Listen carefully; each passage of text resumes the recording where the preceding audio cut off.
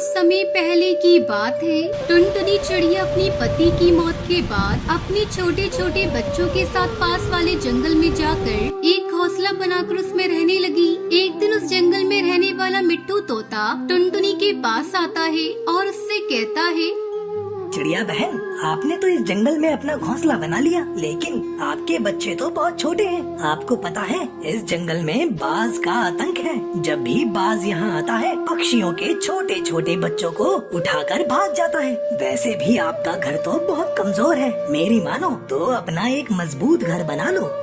तब तक आप लोग कमेंट में बताएं 38 डिवाइडेड बाय 5 कितने होते हैं। अच्छा किया तोते भैया जो आपने मुझे बता दिया। मैं तो पहले से इस जंगल में नहीं आई हूँ, मुझे यहाँ के बारे में कुछ खास पता नहीं है। मैं अभी से ही अपना मजबूत घर बनाने में लग जाती हूँ। तोता भैया मैं लकड़ियाँ लेने जा रही हूँ, जब तक आप मेरे बच्चों का ध्यान रखना, मैं जल्दी आ जाऊंगी। इतना कहकर टुनटुनी चिड़िया लकड़ियाँ चुनने चली जाती है। बहुत ढूंढने पर उसे कुछ सूखी लकड़ियाँ मिल जाती हैं। इतनी लकड़ियाँ तो काफी हैं, इससे मैं अपना मजबूत घर बना लूंगी। अब इसे लेकर घर चलती हूँ। बच्चे भी अकेले हैं, मुझे ज्यादा देर उन्हें अकेला नहीं छोड़ना चाहिए। जैसे ही टुनटुनी चिड़िया लकड़ियों को उठाने लगी तभी दुष्ट कौवा वहाँ आ जाता है। ओए चिड़िया रुक, ये लकड़ियाँ मेरी हैं, मैं इन्हें ले जाऊंगा। भैया कौन है? मैंने बड़ी मुश्किल से लकड़ियों को जमा किया है, इन्हें मैं आपको नहीं दे सकती। इससे मैं अपने बच्चों के लिए मजबूत घर बनाऊंगी।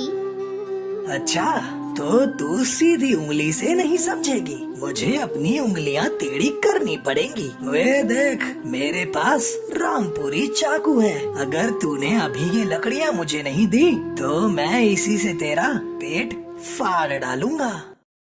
नहीं नहीं भैया ऐसा मत करना, मेरे छोटे छोटे बच्चे हैं। ले जाओ ये लकड़ियाँ, मैं अपना दूसरा इंतजाम कर लूंगी। अब आई ना लाइन पर, बड़ी आई थी मुझे मना करने वाली। चल हट यहाँ से। कालू को वो सारी लकड़ियों को लेकर वहाँ से चला जाता है। टुनटुनी पास ही के एक पेड़ पर बैठ जाती है और रोने लगती है। अब मैं क्या करूं? अपने बच्चों की रक्षा कैसे करूं? जालिम बाज आज मेरे बच्चों को कहीं उठाकर ले न जाए। हे भगवान मेरे बच्चों की रक्षा करना। टुनटुनी के आंसू उस पेड़ के नीचे तपस्या कर रहे साधु बाबा पर गिरते हैं। अरे ये चिड़िया क्यों रो रही है? क्या बात है? मुझे इससे पूछना होगा। चिड़िया रानी, ओ चिड़िया, नीचे आओ और अपने रोने का कारण मुझे बताओ। टुनटुनी अपनी सारी बात साधु महाराज को बताती है। साधु महाराज तुरंत अपने कमल का पानी मिट्टी पर गिराते हैं और देखते ही देखते वहाँ एक मिट्टी का घर प्रकट हो जाता है। ये लो चिड़िया रानी, तुम्हारे और तुम्हारे बच्चों के लिए ये मजबूत मिट्टी का घर। इसे कोई भी पक्षी कोई नुकसान नहीं पहुंचा सकता। ये जादुई मिट्टी का घर है। तुम अपने बच्चों के साथ इस घर में बिना डर के रह सकती हो। आपका बहुत बहुत शुक्रिया बाबा जी, मैं आपका ये एहसान कभी नहीं चुका पाऊंगी। आपने मेरी इतनी बड़ी मुसीबत को दूर कर दिया। फिर बाबा बाज अपनी शक्ति से उस मिट्टी के घर को उसके पेड़ पर भेज देता है। अगली रात दुष्पास शिकार की तलाश में टुनटुनी के घर के पास आता है। वो टुनटुनी के घर को तोड़ने की कोशिश करता है, तभी उसे जोरदार करंट का झटका लगता है। वो डरकर तुरंत वहाँ से भाग जाता है। उस दिन के बाद से टुनटुनी चिड़िया उस मिट्टी के घर में खुशी खुशी अपने बच्चों के साथ रहने लगी। कई दिनों से जंगल में लगातार बारिश हो रही थी। हे भगवान, पता नहीं ये बारिश कब रुकेगी। पूरे घोंसले में बारिश का पानी टपक रहा है। अरे टूनी जल्दी भाग, कहीं ये घोंसला टूटकर गिर न जाए। मैं लूसी को लेकर बाहर जा रही हूँ। अपनी माँ के चिल्लाने की आवाज सुनकर टूनी चिड़िया जल्दी से भागकर घोंसले से बाहर निकल आती है। अचानक तेज आवाज के साथ टुनटुनी का घोंसला टूटकर पेड़ से नीचे गिर जाता है। अब उनके पास रहने का कोई ठिकाना नहीं था। टुनटुनी चिड़िया अपनी बेटियों को लेकर बारिश में इधर उधर भटकने लगती है। ये कैसी आफत आ गई मेरे ऊपर। इतनी तेज बारिश में मैं अपनी बच्चियों को लेकर कब तक भटकती रहूंगी। कहीं कोई सर छुपाने की जगह मिल जाती तो अच्छा होता। काश तेरे पापा जिंदा होते तो आज हमारा पक्का घर होता। इस तरह हमें दर बदर की ठोकरें नहीं खानी पड़ती। तभी टूनी चिड़िया को दूर एक पेड़ के नीचे बहुत बड़ा गुलाब दिखाई देता है। माँ देखो, उस पेड़ के नीचे एक बहुत बड़ा गुलाब पड़ा हुआ है। चलो चलकर उस गुलाब में छुप जाते हैं। टुनटुनी चिड़िया अपनी बेटियों के साथ उस पेड़ की तरफ जाती है। अरे ये तो गुलाब का फूल लग रहा है। इसमें दरवाजा और खिड़कियाँ भी है। टुनटुनी चिड़िया जल्दी जल्दी उस गुलाब के अंदर अपनी बेटियों के साथ चली जाती है। अरे टूनी, ऐसा लग रहा है जैसे इस घर में पहले से कोई रह रहा हो। कोई बात नहीं माँ, चाहे इस घर में कोई भी रहे, अब इस घर को छोड़कर हम लोग कहीं नहीं जाएंगे। तभी टुनटुनी की छोटी बेटी लूसी भोजन मांगने लगती है। माँ मुझे भूख लगी है, मुझे कुछ खाने को दो। लूसी तू पागल हो गई है क्या? इस बारिश में माँ भोजन लेने कहाँ जाएंगी? चुपचाप सोने की कोशिश कर। टूनी दीदी मुझे नींद आ रही है, भूख से पेट में दर्द हो रहा है। माँ मुझे भूख लगी है, कुछ दो खाने को। चुप हो जा कमबख्त, मेरा दिमाग मत खा। वैसे भी इस बारिश में जान बचाना मुश्किल हो रहा है और तुझे खाने की पड़ी है। टूनी, इसे थोड़ा पानी पिला दे और फिर तुम दोनों बहनें सो जाओ। टूनी चिड़िया अपनी बहन को पानी पिलाती है और फिर दोनों बहनें सो जाती हैं। चलो, मेरी दोनों बच्चियाँ तो सो गयी, लेकिन मैं नहीं सो सकती। मुझे रात भर जागकर इनकी रखवाली करनी होगी। इतनी बारिश में कहीं कोई जहरीला जीव जंतु इस घर के अंदर ना आ जाए। रात भर टुनटुनी चिड़िया जागकर अपनी बेटियों की रखवाली करती है। सुबह होने पर टुनटुनी चिड़िया को उस गुलाब में रहने वाले कालू कौवे की आवाज सुनाई देती है। कौन है रे मेरे इस घर के अंदर? जल्दी दरवाजा खोल, मैं बाहर बारिश में भीग रहा हूँ। टुनटुनी चिड़िया दरवाजा खोलती है। ए चिड़िया, ये मेरा घर है, निकल मेरे घर से। नहीं निकलूंगी, जाओ जो करना ही कर लो। जब मैं इस घर में आई तो ये घर खाली पड़ा था। मैं कल भोजन लेने गया था और तेज बारिश होने लगी, इसीलिए मैं नहीं आ पाया। चलो अब जल्दी निकलो यहाँ से। अंकल, हम लोगों को यहाँ से मत निकालिए। हम लोग कहाँ जाएंगे? बारिश में हमारा घोंसला टूट गया है। मूर्ख चिड़िया, तुझे एक बार में समझ नहीं आता? मैं बोल रहा हूँ ना, ये मेरा घर है और मैं यहाँ किसी को रहने नहीं दे सकता। कालू भैया, मैं आपसे विनती करती हूँ, मुझे और मेरी बेटियों को इस घर से बाहर मत निकालिए। जैसे ही बारिश रुकेगी हम लोग यहाँ से चले जाएंगे। थोड़ी देर बाद बारिश रुक जाती है और टुनटुनी चिड़िया अपनी बेटियों को लेकर जाने लगती है। तभी कालू कौवा टुनटुनी चिड़िया से कहता है, तुम्हें कहीं जाने की जरूरत नहीं। तुम्हारा भाई इतना निर्दयी नहीं है जो तुम लोगों को इस घर से बाहर निकाल दे। अब से हम लोग साथ साथ रहेंगे। ये लो, मैं कुछ भोजन लेकर आया हूँ, खुद भी खा लो और बेटियों को भी खिला दो। कालू कौवा टुनटुनी चिड़िया को अपनी बहन बना लेता है और फिर सभी उस गुलाब के घर में खुशी खुशी रहने लगते हैं। हिमाचल के एक छोटे से जंगल में कालू कौवा अपनी माँ सुंदरी कौवी के साथ रहता था। कुछ दिनों पहले उसकी शादी शहर की एक चिड़िया टुनटुनी से होती है। शादी से पहले टुनटुनी चिड़िया ने अपने पति और ससुराल को लेकर कई सपने देखे थे, पर ससुराल आते ही टुनटुनी चिड़िया के सारे सपने बिखर गए। शादी के अगले ही दिन टुनटुनी चिड़िया की सास उसके पास आती है। बहू, आज तुम्हारी पहली रसोई है, जा जाकर किचन में कुछ मीठा बना ले। तब तक मैं और कालू तैयार होकर आते हैं। टुनटुनी चिड़िया किचन में जाती है। अरे ये क्या? यहाँ तो मिट्टी का चूल्हा है, गैस स्टोव तो है ही नहीं।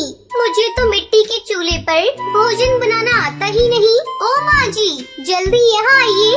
क्या हुआ बहू, तूने इतनी जल्दी मीठा बना लिया? नहीं माँ जी, अभी कहाँ कुछ बनाया है। तो फिर चिल्ला क्यों रही हो? वो माँ जी, यहाँ गैस का चूल्हा तो है ही नहीं, मिट्टी का चूल्हा है।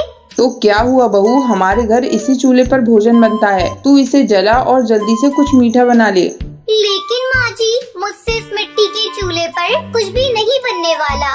ऐसा करिए, आप एक गैस का चूल्हा खरीद कर मंगवा दीजिए, फिर मैं उस पर रसगुल्ले बना दूंगी। देखो बहू, ये गांव है, यहाँ सभी के घरों में मिट्टी के चूल्हे पर ही भोजन बनता है। अब मैं तेरे लिए नियम तो नहीं बदल सकती। किसी तरह टुनटुनी चिड़िया मिट्टी के चूल्हे पर रसगुल्ले बनाती है। ये लीजिए माँ जी, मैंने रसगुल्ले बना लिए। खाकर बताइए ये कैसे बने हैं, फिर मैं कालू जी को भी देख कर आऊँ। सुंदरी कौवी रसगुल्ले को खाने लगती है। बहू, रसगुल्ले तो बहुत ही स्वादिष्ट बने हैं, लेकिन तूने पहली बार मिट्टी के चूल्हे पर बनाया है ना, इसलिए तुझे परेशानी हुई है। धीरे धीरे टुनटुनी मिट्टी के चूल्हे पर भोजन बनाना सीख जाती है। इस तरह कुछ दिन गुजर जाते हैं। एक दिन सुंदरी कौवी मिट्टी से चूल्हे बना रही थी। टुनटुनी बहू, आ मैं तुझे मिट्टी के चूल्हे बनाना सिखाती हूँ। टुनटुनी चिड़िया अपनी सास से मिट्टी के चूल्हे बनाना सीखने लगती है। माँ जी, आप तो मिट्टी के बहुत सुंदर चूल्हे बनाती है। आपको पता है हमारे शहर में मिट्टी के चूल्हे बेचने दूर दूर गांव से पक्षी आते हैं। कुछ ही दिनों में त्योहारों का मौसम शुरू होने वाला है और घर घर में से मिट्टी के चूल्हे पर प्रसाद बनाकर पक्षी अपनी अपनी देवता को चढ़ाते हैं। मैं सोच रही हूँ माँ जी, क्यों न इस बार हम लोग भी मिट्टी का चूल्हा बनाकर शहर के जंगल में बेचें। वैसे भी पूरा दिन हम घर में खाली बैठे रहते हैं। बहू, तेरी बात में तो दम है। अगर हमें ऊपरी कमाई हो जाती है तो घर चलाने में कालू की भी मदद हो जाएगी। फिर दोनों सास बहू मिलकर मिट्टी के बहुत सारे सुंदर सुंदर चूल्हे बनाती हैं और उन्हें अच्छी तरह से धूप में सुखाकर शहर के जंगल में बेचने के लिए ले जाती हैं। चूल्हे ले लो चूल्हे, मिट्टी के सुंदर टिकाऊ चूल्हे, चूल्हे ले लो चूल्हे। तभी टूनी चिड़िया उनके पास आती है। बहन, एक कितने में दे रही हो? अगर तुम्हारे दाम सही हुए तो मैं तुमसे 2 चूल्हे खरीदूंगी। वैसे यहाँ सभी पक्षी 100 रुपए में चूल्हा बेच रहे हैं, लेकिन मैं आपको 100 रुपए में 2 चूल्हे दे दूंगी। ठीक है, मुझे 2 चूल्हे दे दो। इस तरह टुनटुनी चिड़िया और सुंदरी कौवी के बनाए हुए मिट्टी के चूल्हे कुछ ही घंटों में सारे बिक जाते हैं। देखा माँ जी, हमारे बनाए हुए मिट्टी के चूल्हे सबसे पहले बिक गए। लेकिन बहू, हमने चूल्हे के दाम बहुत कम रखे हैं। कोई बात नहीं माँ जी, जैसे जैसे हमारे ग्राहक बढ़ेंगे वैसे वैसे हम चूल्हे के दाम थोड़े थोड़े बढ़ा देंगे। ये सब तेरी वजह से हुआ है बहू। अब जल्दी घर चल, हमें कल बेचने के लिए मिट्टी के चूल्हे भी बनाने हैं। फिर दोनों सास बहू घर जाती है और मिट्टी के चूल्हे बनाने में लग जाती हैं। इस तरह मिट्टी के चूल्हे बेचकर दोनों सास बहू बहुत खुश होती हैं और खुशी खुशी रहने लगती हैं। तो ये थी आज की कहानी। आज का सवाल ये है, टुनटुनी अपनी सास को क्या बनाकर खिलाती है? अगर आपको पता है तो कमेंट करके जरूर बताएं। वीडियो अच्छी लगी हो तो इस वीडियो को लाइक और शेयर करना ना भूलें। कड़कनाथ सेठ का जंगल में अच्छा कारोबार था। उसके घर में रुपए पैसे धन दौलत की कोई कमी नहीं थी। कड़कनाथ सेठ आजकल अपने इकलौते बेटे कालू कौवे के लिए एक सुंदर सी चिड़िया ढूंढ रहा था। एक दिन कड़कनाथ सेठ के दरवाजे पर दस्तक होती है। दरवाजा खोलने पर कड़कनाथ सेठ को एक सुंदर सी चिड़िया दिखाई देती है। हाँ हाँ, कहो बेटा, किससे मिलना है?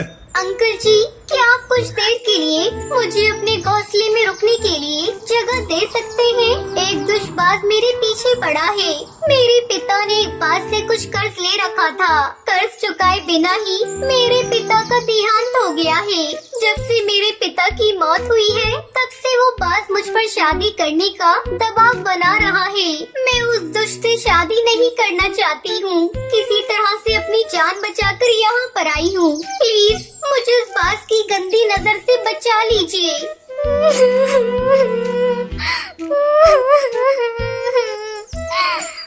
इतना कहकर टुनटुनी चिड़िया फूट फूट कर रोने लगती है। सुंदर चिड़िया की आंसू देखकर कड़कनाथ सेठ को उस पर तरस आ जाता है और वो उसको अपने घर में रुकने के लिए जगह दे देता है। अरे बेटी, रो नहीं तुम, इसे अपना ही घर समझो। जब तक तुम्हारे लिए किसी और जगह का इंतजाम नहीं हो जाता, तुम आराम से यहाँ रह सकती हो। अगले दिन अंकल जी, आज से दोनों वक्त का खाना और घर की साफ सफाई का सारा काम मैं किया करूँगी। अब आपने मुझे घर में रखा है तो मेरा भी तो कुछ फर्ज बनता है ना, मैं भी आपके काम में हाथ बटाऊं। देखते ही देखते चंद ही दिनों में टुनटुनी चिड़िया कड़कनाथ और उसके बेटे का दिल जीत लेती है। अरे जिस बहू की तलाश मैं इतने दिनों से कर रहा था, मुझे लगता है टुनटुनी के रूप में मुझे वो बहू मिल गई है। अगर तुम्हें पसंद हो तो मैं टुनटुनी से तेरी शादी की बात चलाऊं? हाँ पापा, टुनटुनी तो मुझे भी बहुत अच्छी लगती है। अगर वो शादी करके हमारे घर आ जाएगी तो हमारा घर तो सच में स्वर्ग जैसा सुंदर हो जाएगा। उसके बाद कालू कौआ और टुनटुनी की शादी की तैयारियां शुरू हो जाती है। कड़कनाथ सेठ अपने इकलौते बेटी की शादी के लिए महंगे से जेवर और 36 पकवान बनवाता है। खूब धूमधाम से शादी का आयोजन होता है, जिसमें जंगल के सभी बड़े बड़े पक्षी महंगे तोहफों के साथ शामिल होते हैं। शादी के अगले दिन हरिया काका कड़कनाथ सेठ के घर आता है और जोर जोर से दरवाजा पीटते हुए बोलता है, अरे कड़कनाथ भाई साहब, उठिए, आखिर कब तक सोते रहेंगे? अरे सुबह से शाम होने आई है, क्या बात है? आज तो आपके घर का दरवाजा ही नहीं खुला। बार बार दरवाजा पीटने पर भी जब दरवाजा नहीं खुलता है तो हरिया काका पड़ोस के पक्षियों को बुला लाते हैं। सभी पक्षी मिलकर दरवाजा तोड़ देते हैं और घर के अंदर दाखिल होते हैं। अरे ये क्या हो गया? भाई साहब का तो पूरा घर खाली हो गया। रात में उनके घर में आए हुए इतने सारे तोहफे सब कहाँ चले गए? और इतना दरवाजा पीटने के बाद भी ये भाई साहब और कालू आखिर जाग क्यों नहीं रहे हैं? और इनकी नई बहू कहाँ चली गई? हाय, कोई पानी डालो इनके ऊपर, पहले इन्हें होश में तो लाओ, बाकी की कहानी तो ये खुद सुनाएंगे। फिर सभी पक्षी कड़कनाथ सेठ और कालू को होश में लाते हैं। अरे क्या बात है भाइयों, आप लोग सब मेरे घर में कैसे जमा हो गए? अरे कुछ बात हुई है क्या? नहीं भाई साहब, बात तो आप बताओ, आखिर हुआ क्या है? आप दोनों बाप बेटे बेहोश क्यों पड़े थे? और आपकी बहू कहाँ गई? आपका पूरा घर भी खाली पड़ा है। अपने घर की हालत देखकर और अपनी बहू टुनटुनी को यूँ गायब देखकर वो दोनों सारा माजरा समझ जाते हैं और सर पकड़कर रोने लगते हैं। हाय हाय, मैं तो लुट गया, मैं बर्बाद हो गया।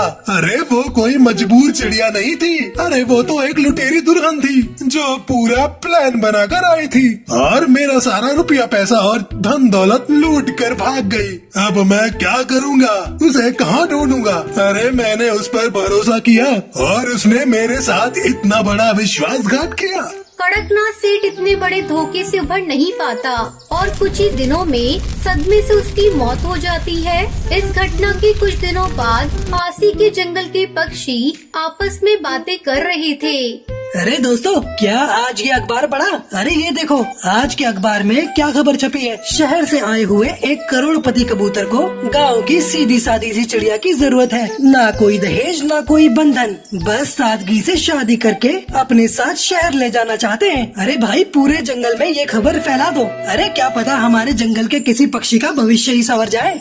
देखते ही देखते बंटी कबूतर से जंगल की सभी चिड़ियाएं मिलने आने लगती हैं। बंटी कबूतर सभी चिड़ियाओं में से सुंदर सी चिड़िया को पसंद कर लेता है, जिसका नाम टूनी होता है। शादी वाले दिन फेरों के समय बंटी कबूतर सभी पक्षियों से कहता है, पक्षियों, आज मैं बहुत ही खुश हूँ। मेरे पास धन दौलत रुपए की कोई कमी नहीं है। मैंने जीवन में बहुत रुपया कमाया है। बस एक सुंदर और सुशील जीवन साथी की जरूरत थी, जो कि टूनी से मिलने के बाद पूरी हो गई है। आज से मेरी सारी संपत्ति की आधी मालकिन मेरी पत्नी होगी।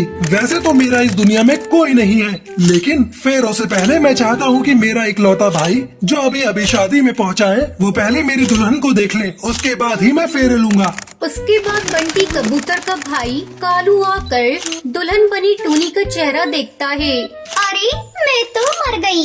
इतना कहकर टुनटुनी चिड़िया वहाँ से भागने लगती है। अरे भाग क्या रही हो मेरी प्यारी दुल्हनिया?